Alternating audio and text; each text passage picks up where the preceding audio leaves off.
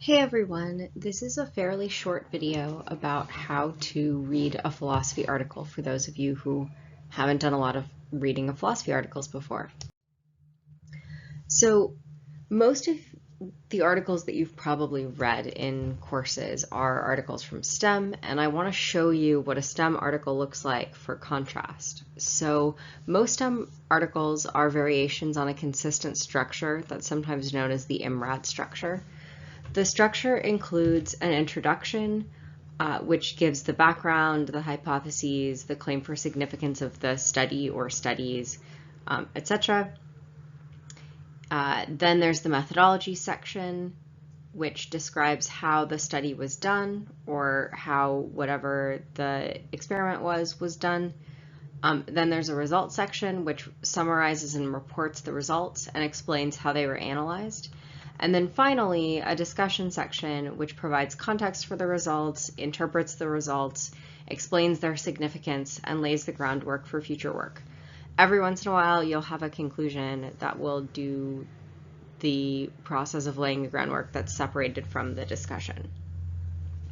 For most STEM articles, an abstract provides a good rubric of what's going to come in that article, and sometimes you'll even see abstracts separated into these 4 parts of the IMRaD article. Unfortunately, philosophy articles are not written in an IMRaD format. In fact, they're not written in any standard format at all. This was something that was really shocking to a number of my friends in neuroscience when I was in graduate school. They couldn't figure out why it was difficult to structure philosophy articles until they found out that it didn't have this consistent structure that was used pretty much across the board. So philosophy articles, instead of being structured by some specific method, are structured by the argument that the article is making. And so it's really important for you to be able to figure out what the author is trying to do, because it may be different in every philosophy article that you read. Some general strategies for reading philosophy articles based on this complication is that you should probably be reading the article twice if you can. The first time through, you just want to skim the article to figure out what the structure is and to figure out what the main point of the argument is and what its conclusion is. And then the second time through, read it carefully, taking notes and figuring out how to trace the overall argument through the article. So when you skim the article for structure and conclusion, which is that first reading, a couple of things that you should look for, which will help to get you into a position to read the article more carefully and understand it more quickly. The first one is that you want to check and see whether there are sections that are delineated. Almost all philosophy articles delineate sections of some kind to provide more information to the reader, and it will usually dedicate different sections to different parts of the argument or different types of evidence, and provide you with some kind of an indication that that's what's going to happen. So think about what kind of information can you gather from the section headings. Are the section headings merely numbered, or do they have a title that you can sort of infer what might be going on in them from? Are there any other indications that you have in the section headings about how the article is going to proceed? In addition, you want to check and see whether there's a conclusion that's separated from the rest of the paper, and think about what it tells you about what's going on in the article and what the sort of argument of the article might be aiming at. In addition, there is something that you've probably never seen in a scientific paper, but shows up pretty frequently in philosophy papers, is that there might be a marked section of objections and replies. And in an objection section, authors will either come up with objections that they expect their audience is going to level against their argument, or they'll actually send the paper out and solicit rejections, or not rejections, objections, solicit objections from various reviewers and friends within academic philosophy. And sometimes they'll actually borrow objections from reviewers who review the articles for journals and pose an objection, and then the authors will give that objection and then provide a preliminary reply to the objection. And this is one way that we can have a sort of more advanced stage of an argument by the time something gets published than waiting for somebody to level a response in print and then have to level a reply afterward. So when you read the article carefully, there are a number of things that you should think about in order to help guide your careful reading. There are 2 slides worth of this. So the first thing to think about is where the author explicitly defines terms. You want to make sure you note the definition. And something that I usually do when I'm reading papers, if I have like a pen and paper version, or if I'm using a stylus on a tablet, is I'll circle the word that's being defined and then I'll underline the definition next to it. And I'll often write something like def of and whatever the word is in the margin to remind me that I can come back if I see that term used and I can't exactly remember what it means. I have that in the margin so that I can find it. In addition, just to make sure that you understand the terms that the author is defining, consider whether the author provides an example. Does the example make sense to you? And then if the author doesn't provide an example, or if you want to sort of test your ability, think of an additional example that you come up with yourself that fits into the definition that the author is giving. Also, notice what distinctions the author is making between terms, concepts, etc. So oftentimes in philosophy, there are some fine distinctions that are made in order to facilitate a particular argument and how it's moving forward. So think about that. Also think about terms that the author lumps together. So sometimes you'll see an author say, I'm going to use these 2 words and I'm going to use them interchangeably. So they'll mean exactly the same thing through the article. Make sure that you note that so that you can don't try to figure out how to differentiate those 2 terms if they're already supposedly exactly the same. Also, notice the scope of the argument. There are a number of cases in philosophy articles where the authors will say there's a particular issue that we don't have to deal with. And they'll usually give you a justification as to why they don't have to deal with that in the article. So for example, one of the things that comes up a lot in the debate about when we can determine when artificial intelligence is responsible for its actions, morally responsible for its actions, hinges on the free will debate. The free will debate is a whole can of worms, and there are like specific schools where they have, people churning out articles every year on free will, and it's just something that doesn't seem to be an issue that's easy to resolve.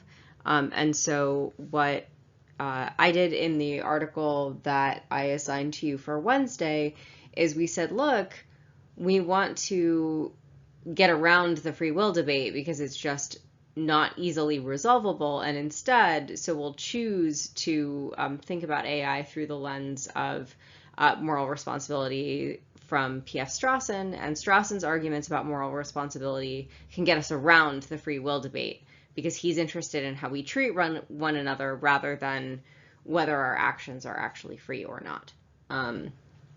And so when you think about how the scope is narrowed on a particular argument, think about how the author justifies the narrowing, and do you think this justification is sufficient to allow the author to get out of whatever arguments they're trying to get out of. Also, take special notice of the assumptions the author relies on, and note whether the author argues for these assumptions or leaves them unargued. If there are cases where the author leaves them unargued, think about whether those assumptions are justified. Are they just sort of common knowledge that we all believe, or is the author leaving something open to potential refutation because of a particular assumption that isn't justified? That being said, and sort of all the sort of critical evaluation stuff being said, it's important to remember to try to read articles with an open mind. So particularly consider multiple interpretations of anything that an author says. So first, think about whether there are ambiguities in what the author is saying, and whether it could be interpreted different ways, and whether your interpretation is right. But in addition, if an argument seems suspect, can you think about an alternative interpretation of that article, of that argument that's more charitable? So what I mean by charitable is that if you try to see the best in an argument and think about the way that you could make it that would be most reasonable and most persuasive, you sort of naturally assume that that's what the author means. You don't want to distort what the author is saying in order to try to like fix an argument for them. That would be a sort of different paper in itself, because you would be arguing for something different than the author was. But rather, there are cases, especially with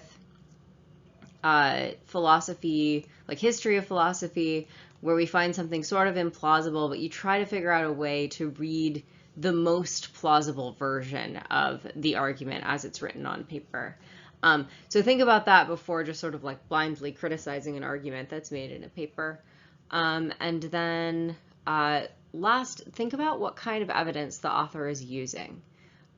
So is the author relying primarily on empirical evidence? Is the author relying upon theoretical evidence of sort of like theories in philosophy that have been built by previous scholars? Is the argument relying primarily on thought experiments, so on these like hypothetical scenarios that are supposed to bring out our intuitions and clarify our positions? And are those thought experiments being used as intuition pumps? So an intuition pump is when an author wants you to think a certain way about something, and so they create a hypothetical example to try to show you that you think in that particular way. They try to pump your intuition in a particular direction and use that as evidence in the article. So obviously be critical about this, but also keep an open mind and keep your sort of brain flexible as to why it is that we might see these arguments as plausible, and, you know, how we can consider them in the best possible light. Although there is no formal structure for a philosophical argument, there is a traditional structure, but you'll see there's a lot of variation in the traditional structure. And I have the sections that are optional or only show up in some articles marked in angle brackets, marked in square brackets. So the introduction usually includes the thesis, a claim for significance for the argument, and the context that the argument is made in.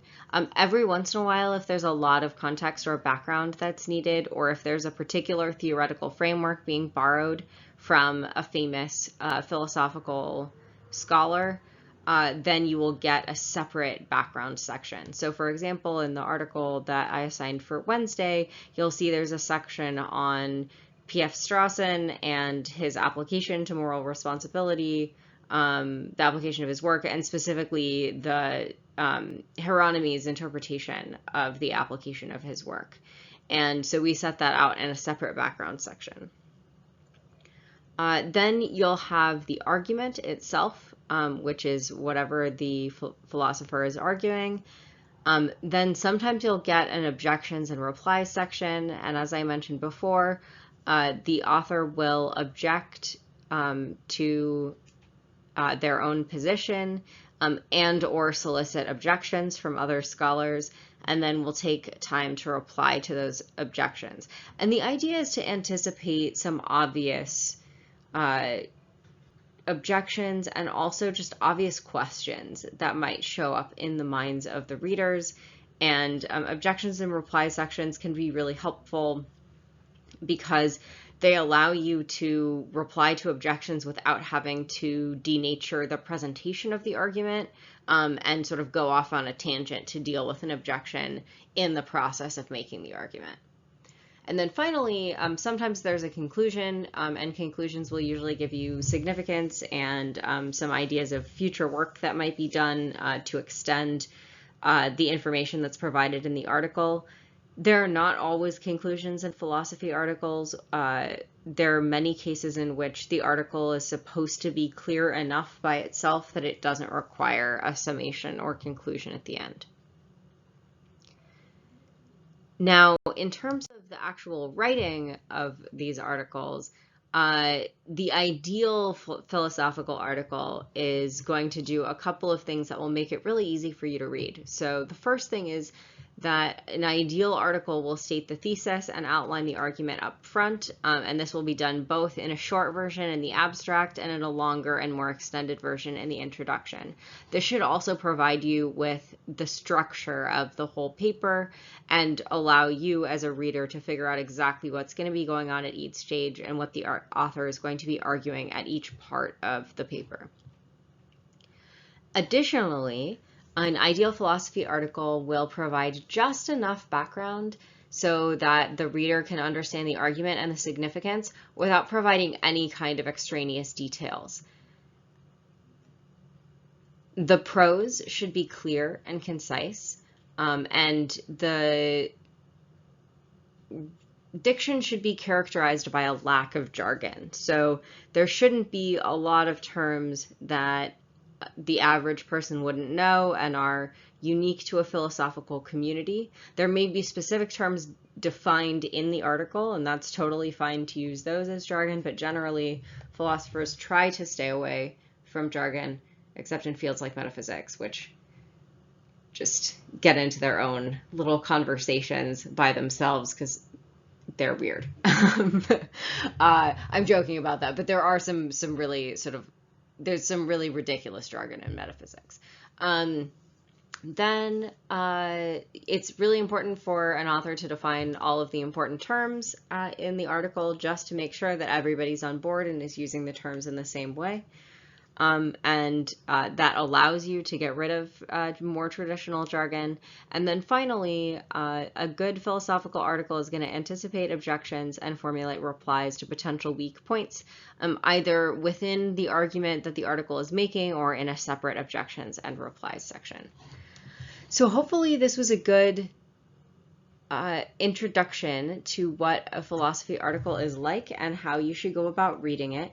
If you have any questions, feel free to reach out to me, and I'm happy to chat more about this in class or in office hours. And hopefully the guiding questions, in addition to all of the information that I've given you here about general things for philosophy articles and their reading, hopefully that's helpful enough to get you through the articles that you have for the next couple of weeks where we'll actually be reading some philosophy. All right. I hope that you have a good afternoon.